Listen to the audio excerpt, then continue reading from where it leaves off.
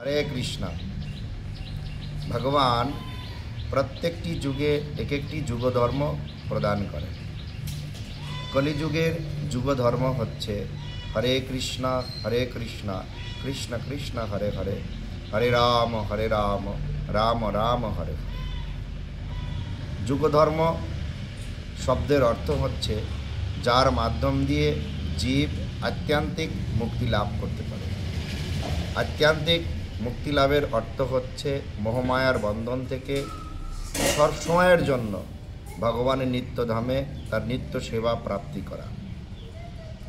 কলিযুগের এই যুগধর্ম শুধুমাত্র যুগধর্মই নহে, তাহার ভিতরে গুপ্তরূপে এই যুগধর্মই প্রত্যেকটি জীবের সাধ্য রূপে পরিগণিত হয়েছে।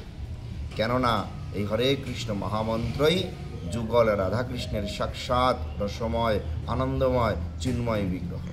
তাই সর্বদা মহামন্ত্র জপ করুন, হরে কৃষ্ণ কৃষ্ণ কৃষ্ণ হরে হরে, হরে রাম রাম রাম হরে হরে।